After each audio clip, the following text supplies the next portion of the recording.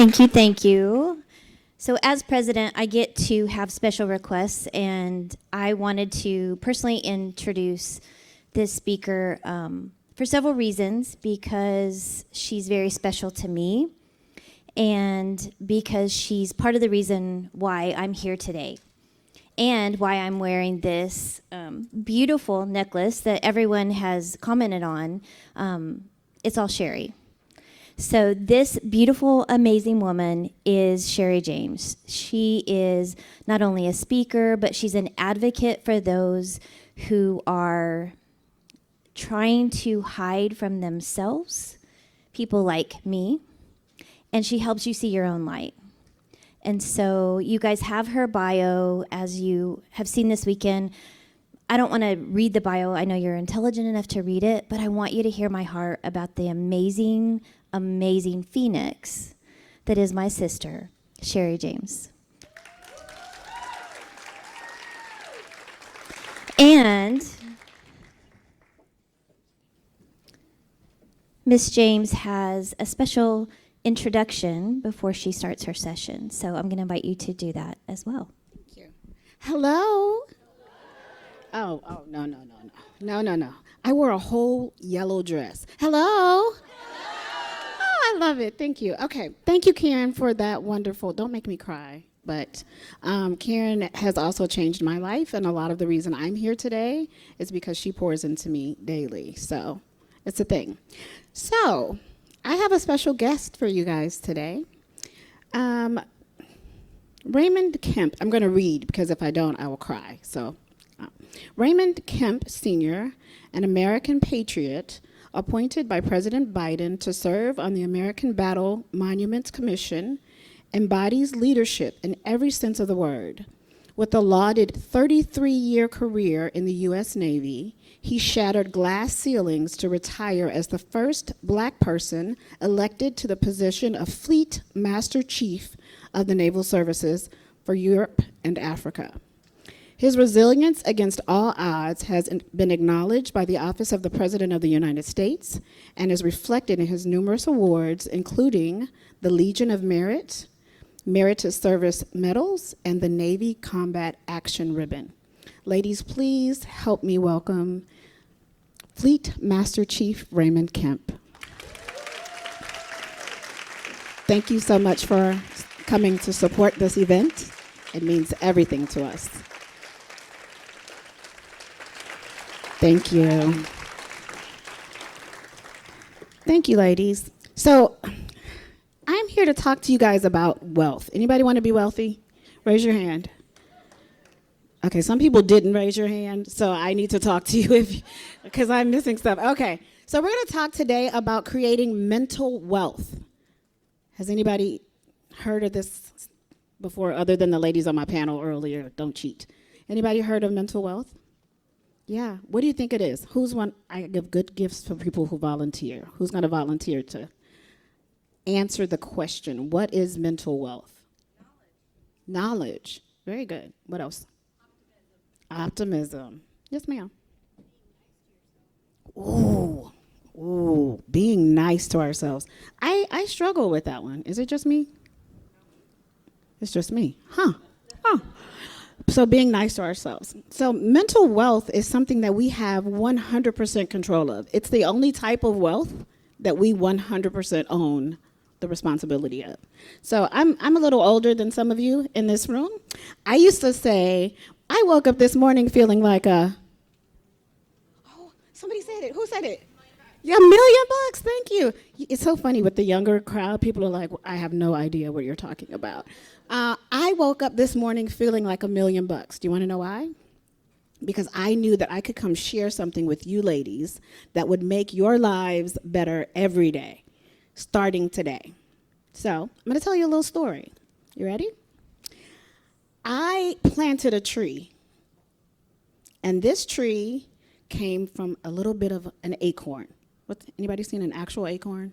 How big is it? What's inside of the acorn? Huh? She said potential. I love it. Come on, I got a job for you. All right, what's inside the acorn, ladies? seeds, and what comes from the seeds? A tree or a plant. So let's imagine an oak tree, the tallest oak tree you can imagine. Everything that oak tree needed was inside that acorn from the beginning, right? But we had to plant it, we had to water it, we had to get it some sunlight.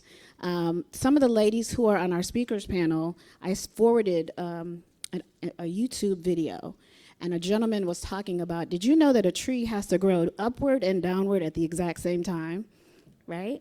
And what's going on underground is dark and it's damp and it's ugly and you're pushing up against rocks, but at the same time, there's a little seedling, like just barely popping his little head through the mud, and there's someone celebrating that little sprout because they know that eventually that sprout, started from an acorn, will eventually be a tree.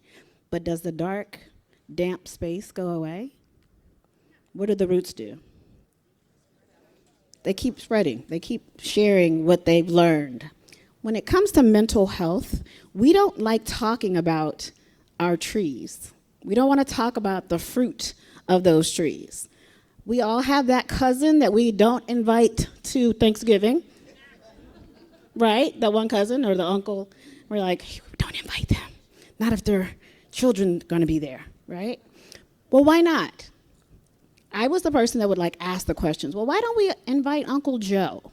Well, we can't really invite Uncle Joe because if he gets a couple of shots of Jack Daniels in his system, things will go differently, right?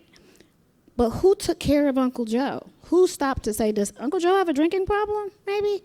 No, because Uncle Joe had children who then became addicted to some substance. Or even worse, in our situation, children are starting to harm themselves and hide it because that's what we did as parents. We didn't tell anybody about our pains and our struggles. We just dealt with it. We had to suck it up, right?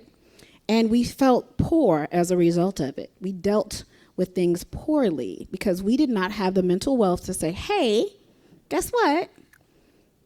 This isn't the first time. I've been sad before. Someone in my family was sad before. Someone in my family was addicted to something. So this tree that I planted in the perfect spot for, let's say, a Fuji apple. I'm a Fuji apple kind of girl, right? It's crispy, it's red, it's also green. I love it. It's awesome.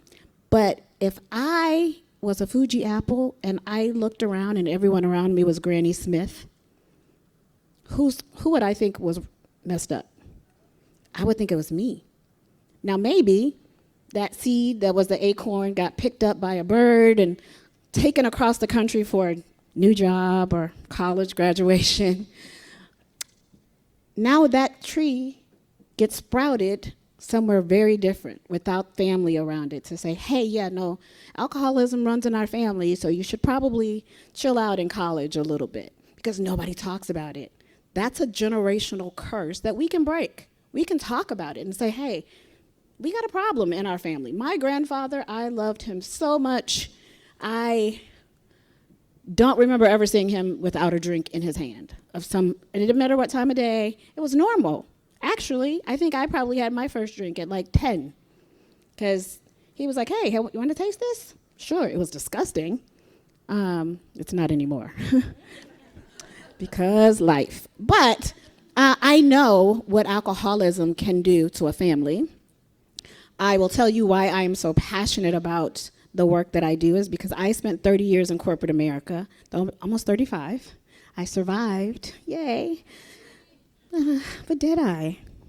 I came out of corporate America broken, feeling like I was not enough, feeling like I could never be smart enough, I could never be successful enough. And I had some pretty nice roles, but I didn't have this mental wealth that I have now, where I woke up in the morning and said, I feel like $1 million, and I did not allow anyone to take that from me. So one of my examples is, anybody like driving in DFW? I was like, you like driving? Okay, yeah, no. So let's say I wake up this morning, I feel like $1 million, get in my car, start it up, I'm gonna go make some changes, I'm gonna meet Christella, we're gonna go have lunch and have a great time, and somebody cuts me off. Doesn't that just like get under your skin? Now, in that moment, I could either be like, oh, I cannot. That's going to be a mental wealth withdrawal for me because I'm going to be angry about that for at least the next 20 or 30 minutes. I choose to say, oh, that was close. He didn't hit me, I didn't hit him. Now I'm worth $2 million. Because I can evaluate my own day, right? Everything that happens to me, I can choose if it's a deposit or if it's a withdrawal.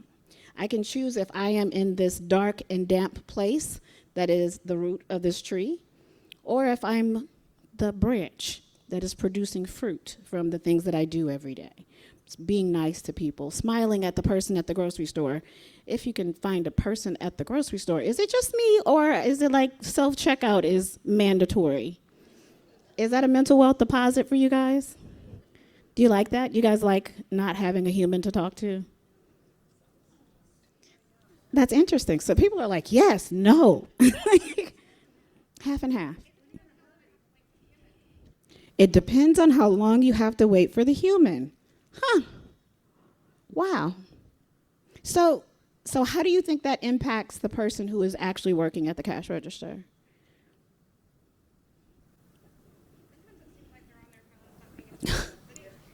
That's a great point.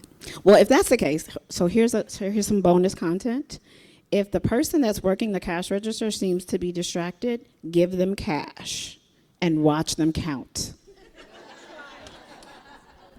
It will make your whole day, I promise. You're like, you could just give me that quarter, it'd be, or give them cash and then a dime or something to like, it'll destroys their whole day. But we're not doing that. We're only doing mental wealth deposits, right? We're only doing deposits. All right, so let's talk a little bit about being in this dark and damp place. I have a couple of friends in the audience. I'm going to pick on them. So, Tori, hi. Tell me an example of real life being in a dark, damp place.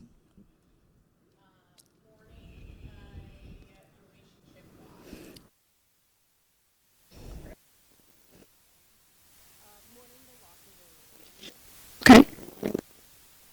Forgot. All right, so morning of relationship. Has anybody struggled with that before? You can raise your hands. It's fine. It's a safe space. We've proven that it's a safe space. We have. Now, what's very interesting, thank you, Tori, is that I have also mourned a relationship that eventually I celebrated that same relationship ending, right? So do you see how that same, she's like, amen. Do you see how what could seem like a mental wealth withdrawal can also at the same time to a woman at a different season of her life be seen as a deposit, right? So every day is a new day. So what Amy just expressed is us every single morning. Every day we have the opportunity to decide, is today going to be a good day for me? This tree that I planted, let's say the tree is now 30 years old and a millennial. Everybody wants to work with millennials, right? Yeah. Says the millennial in the room. I love it. I love it. So now this tree is 33 years old, and it is tall and healthy and vibrant and producing all of this fruit. And something happens to one of the branches. One of the branches gets some kind of mold, and it's no longer doing well. What does the tree do? What does it do? It purges the branch. Does the whole tree die, though? Why? Because why don't we do that? Huh? Because we're stubborn. I love it. We don't want to let it go. We hold on to that branch that's the sick part of us. We want to nurture it back to, if I just water it a little bit more, if I give it more time, if I give it more light, maybe it'll, more shade. I like it. Giving shade works great for me. I love it.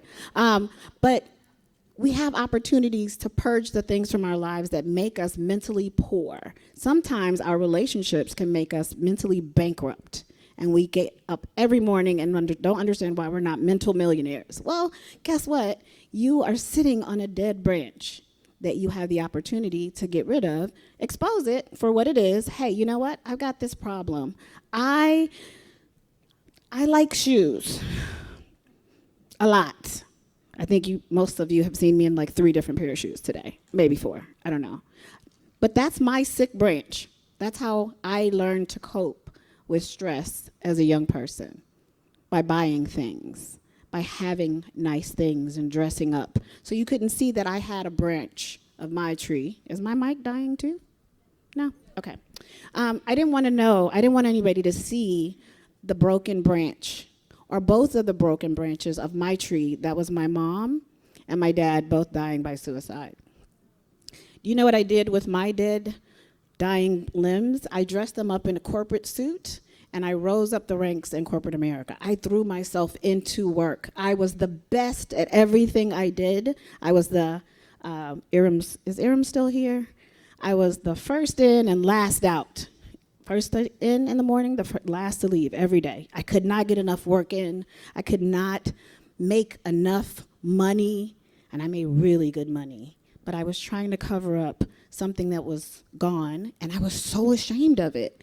That tree, beautiful regal oak tree with one bad limb, who decides not to bear fruit, because I'm terrified of that one thing, that if anybody knew that one branch or those 2 branches were sick, they wouldn't eat the Fuji apple that it created.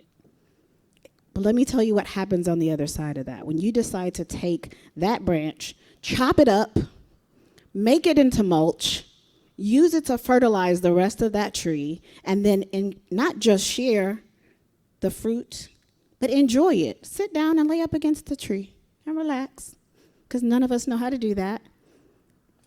They told us we couldn't. We can't relax. You got to keep moving. You've got to take care of people. You got to take care of your family. You've got to take care of your position. Sometimes you can just sit and have an apple in the shade of the tree that you've already used. That branch is gone, but you know what you will do is you'll tell the new apples that show up. Maybe it's a hybrid between a Cosmic Crisp and I don't know what the new names of the apples are. When I was growing up, there was like 2 apples, right? Do you guys remember 2 apples? There was Red Delicious and Granny Smith. The young people in the room were like, what? There used to be just 2 kinds of apples. Why? How do we end up with these? Someone is like, well, if we can make the green one a little sweeter and add a little color to it, because people are either repulsed by green and won't eat the green apples, so let's make them pink. Huh? You love green apples? Okay. Only if they're doused in caramel is the only way. That's the only way they work. So let me tell you a little bit about what it feels like to be mentally wealthy every single day. I struggle with back pain. It's new for me, especially given my love of shoes, right? So it's not working out. But I will tell you, there's a book called The Body Keeps the Score. Ooh. It's a rough book. It's tough to get through. You're right. But the book talks about how some of the challenges that we struggle with as women as we age have a lot to do with the trauma that we experienced as a younger age that we never dealt with.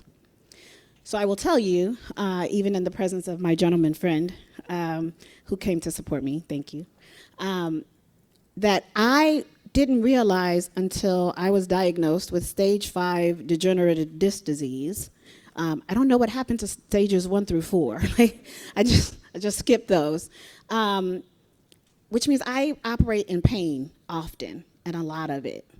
I don't know how this happened, but this book, The Body Keeps the Score, I read it, and as tough as it was to understand that my trauma showed up in my body a lot of times, what I didn't realize is that when you begin to heal, that the body that has been holding on to this trauma for so long, when you start to heal that trauma and pull those pages back and the layers of the onions go away, then your body's like, hey, this trauma's been holding you together for 50 some odd years.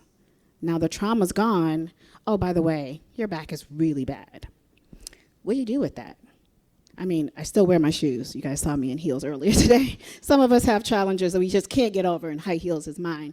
But know that the things that happen as we get older in our bodies, they're supposed to happen.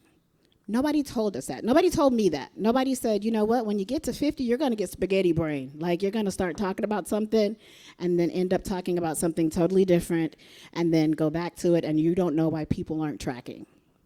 Nobody told me that. It's actually normal. It's a thing. It's okay, right? But I now have to make sure that I tell my daughter, who's 33, I mean, she's a nurse, so I really don't have to tell her, but hey, you know what? You're going to get to an age and you think you're going to know everything, and you will, and everything's going to fall apart. And it's okay, because from a wealth perspective, if somebody were to take $2 million and shoot it up in the air, would you not pick them up because they were $1 bills? You would still pick them up? The value still exists in the dollar bill versus one $100 bill, right? So, you ready for an activity? We gotta move. All right, so how many people like to dance? How many people think that dancing is a mental wealth deposit? Wow, okay, that's challenging, because that's more than I expected. Okay, so how about this? How many people don't think dancing is a mental wealth deposit? Okay, come on up. Come on. We're going to have some fun. All right. No, I don't want you to dance. You just told me you didn't like to dance. I wouldn't do that. Okay. So, but I'm going to ask you some questions, but hold on. Okay, just I want you to come wherever you're comfortable. Do you want to be up here with me? Yeah. This is my booth partner, by the way. She let me use her agenda, but at the same time, like, you do know these were in the bag. You could go get your own. I love you. I love it. This worked out perfectly. All right, stay there. All right, Krista, I love you. Come here. I know. Well, you should have already been up here if you know I was going to do it. Come on up. All right, for Krista. Yes. I know Krista likes to dance, so this isn't even a problem. Come on up. You're beautiful. Don't make me dance. I'm not going to make you dance. Where's the trust in our friendship? Where is that? See? I didn't even have to. Awesome. Okay, so here's what you don't like dancing. Yes. Okay. Yes. Okay, you don't like dancing. You do. If she starts dancing right now, what would you do? Probably watch her and be surprised because I'm not doing it.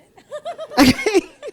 Now, what would you do if she started dancing? I'd come over to her and be like, come on, girl. Why? Because I want her to be a part of it. What did you hear that? Did you guys hear what those responses were? So Rebecca said, I said, what, if I asked you to dance, what would you do? She's like, I'm not doing it. I'm not. And I asked Krista, well, what would you do if you saw her not dancing? And she said, I'm going to dance over there, and I'm going to tell her to come dance with me. Look at the way you can have mental wealth and choose to share it.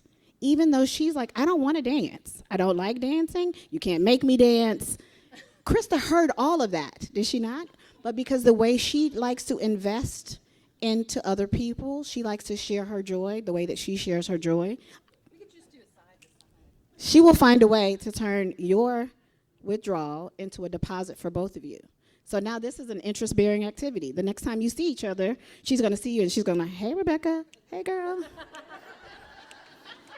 Remember that day? And people are going to be like, Rebecca doesn't even like to dance. What happened?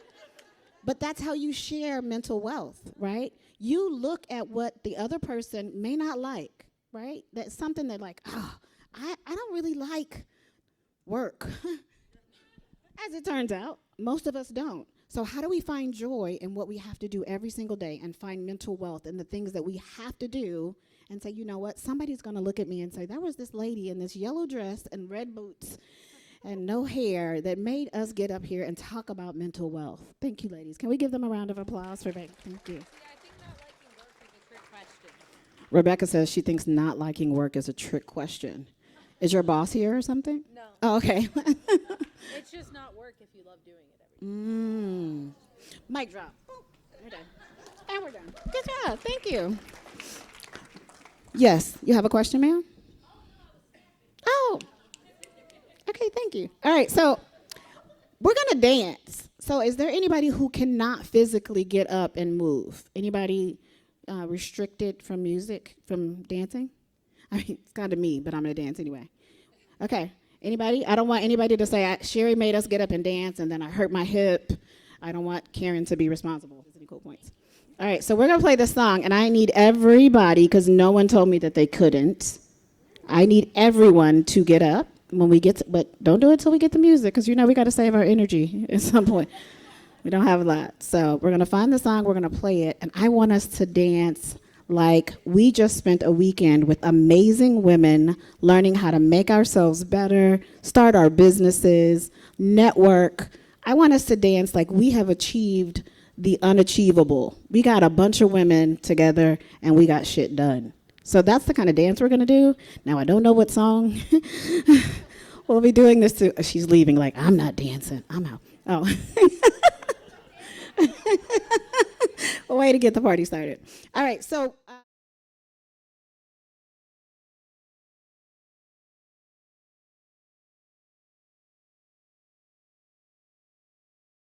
energy, we went from like, oh man, that's so sad, that's unfortunate, yes please, to we're walking on sunshine because we chose to. We chose to stand up in a moment, move our bodies, no matter how much pain we were in. We decided to, I'm gonna make this a millionaire moment. I'm gonna make it a mental wealth moment. And then look how infectious it is. Somebody probably was like looking on their phone, scrolling like, when is this gonna be over? I'm ready to eat and have an open bar. That's the fun part about being the closing keynote. You're the one person between, the one thing between the open bar and the end of the day. You spilled water? That's a win. Oh, well, but she spilled water and not alcohol, so she's okay. She's fine, as long as she's not spilling red wine. Tell me what you think about this presentation. Talk to me. I'm going to talk to you because you're my friend. Tell me what you think about today's session. Well, first of all, just to name something as mental wealth makes me feel good because I'm a millionaire. Because I own that, right? And so waking up with that understanding that I need to own that and speak it out and walk through it. And I love the whole metaphor of a tree that it grows up and down. So sometimes when we have those down times, we think we're not growing, but we're growing.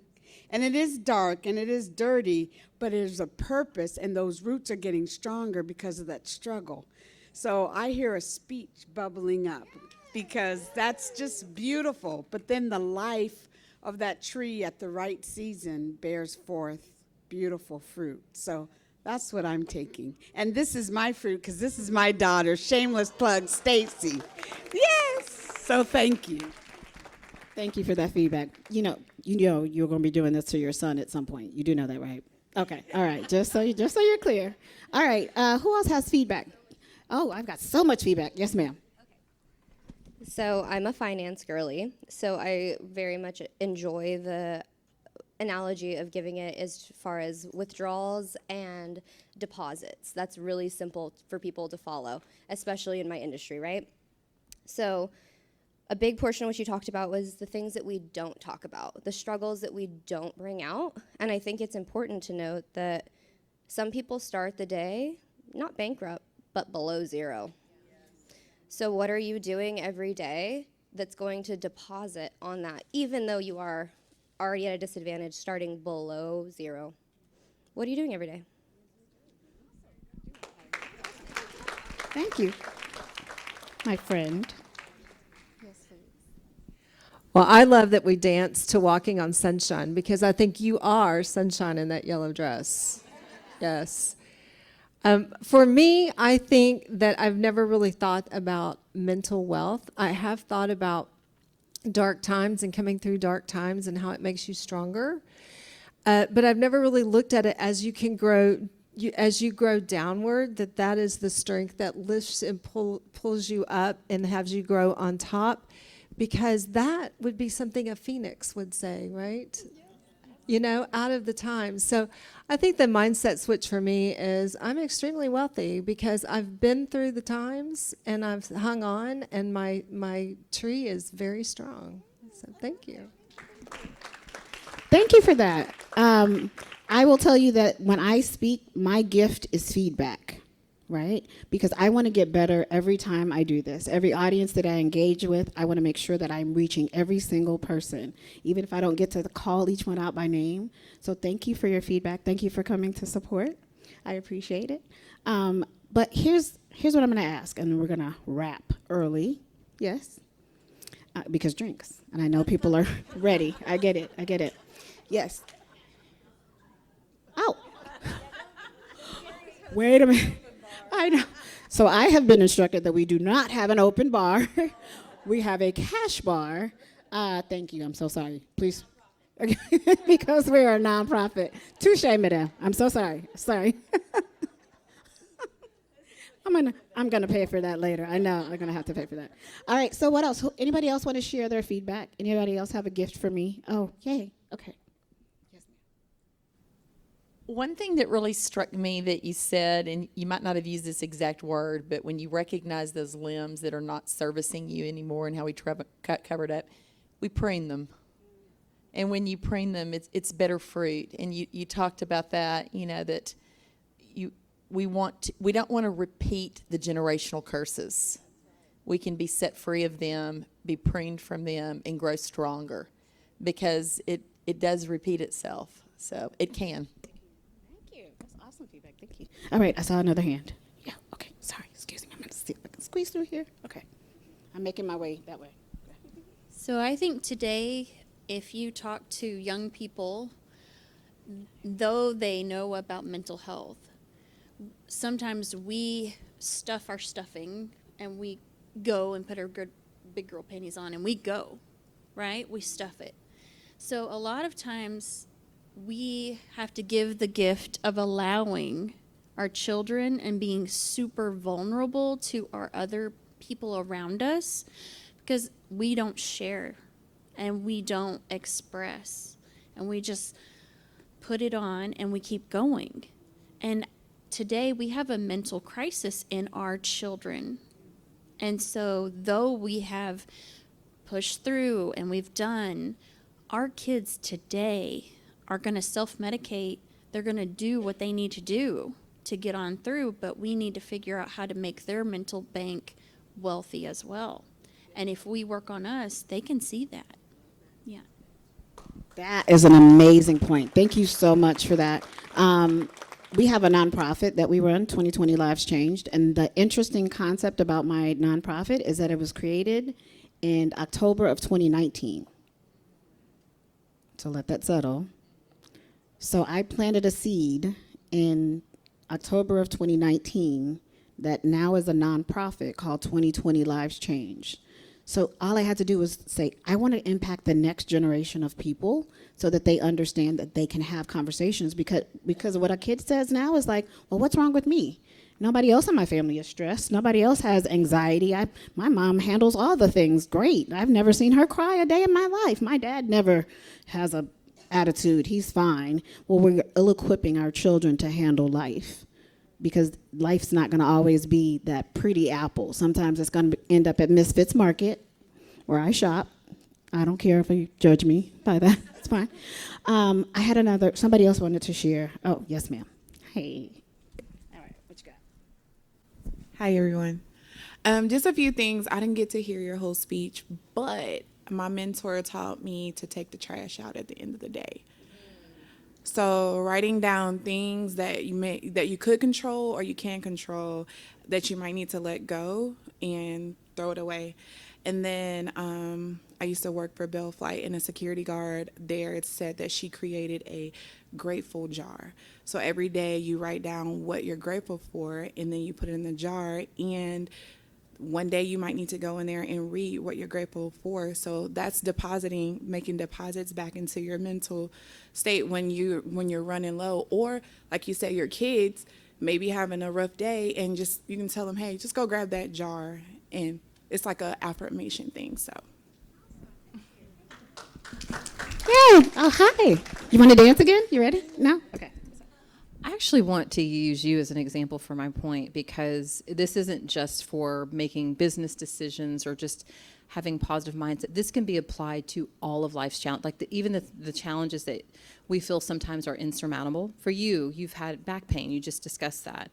And you've really utilized this principle and this practice to even overcome that. So what you've put together is brilliant, because it surpasses any challenge that we could ever face, and you can apply it to all things, because you can use this same mindset to apply for the physical, the spiritual, the hurts, the habits, the traumas, and all the things that we go through every day. So I want to say, number one, thank you for being that example for us and sharing that testimony, and to encourage everyone to utilize that. No matter what we're going through, we can use these principles to overcome. So.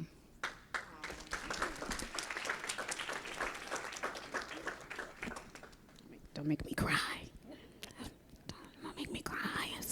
It's a guy right there. I don't want to cry. We can. Oh, okay. She promised me alcohol. I'm happy. Okay.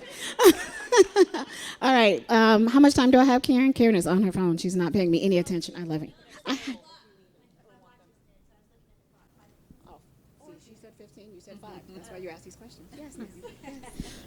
So I was just going to add to the point made about youth, because I'm 21. I wanted to add too, I don't think we've changed in society at a large level how we care for mental health, with the added technology and the changes in society and what's all going on. I feel like we've kept the same treatment throughout all of these years, and I see that even in education. I'm an educator. And even talking to like my students and things like that, you know, they all come to me with mental health issues, and I work with kids with severe disabilities all the way from ages 3 all the way to 14. So I've seen, you know, puberty, I've seen not puberty, I've seen bad home lives, and you know, there's really no new way to address the technology issue unless you research it. And the technology mental health effects, you know, we're scrolling through social media and we constantly talk about, well, just don't take it in, don't take it in, don't take it in. But we haven't taught them how to not take it in, besides saying don't take it in. And we don't have effective research to prove why you don't take it in, or we don't really have effective teaching methods to teach them not to take it in either, that have been proved to work. That is awesome. Wow. First of all, I want to thank you, ma'am, for the work that you do, because I could not, right? I have 2 kids of my own that I like some days. It depends. So thank you. I appreciate for being a teacher and a teacher. Kudos. Can we give her some love? Rebecca, that's for you. So to be 21 and a teacher of children with special needs, you are sunshine. So thank you for that. And I do want to tell you that there are things that we can do with children specifically. The whole reason we do what we do is suicide prevention, right? And right now in Collin County, the average age that a child will attempt suicide the first time is 10. So, and they can actually pick up their tablet and find a way to do it. They can get a step-by-step guide. So here's what you can do. Here's an idea or a suggestion from a classroom perspective. Dance. I know you don't like to dance, but I'll bet you some kids do. She's like, I make the kids do it. I just don't try it. Okay, you got to lead by example. We have to lead by example, Rebecca. But that's a great point. Yeah, clapping does count, because I'm going to expect you to clap when I'm done. So you're right. You're right. So I want to wrap up with this. We all woke up this morning. That's the end of that sentence. I appreciate your time. I know that each person that has attended this amazing conference will leave here changed. The name of my company is Phoenix Speaks. Every 500 years, a phoenix sets herself aflame and rises from the ashes. And I thank you so much for being torches that keep us doing what we're doing. Have a great night, and I will see you guys at the Cash Bar. Thank you.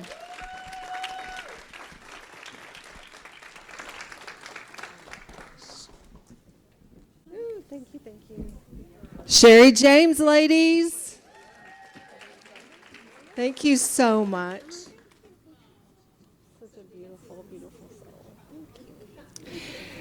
Wasn't she amazing, Sherry? We have yes, let's do, please give her a round of applause. So much inspiration, it's hard for, I'm getting emotional right now. I don't even know why. So, I don't even know. What's wrong with me? You know what? You're a human and you have feelings. Yeah, I love that. I've got a lot of feelings. Yes, thank you so much. We would like to give you a token of our appreciation for closing out this amazing conference with such an inspirational message. Thank you so much for sharing your wisdom and your heart with us. Thank you.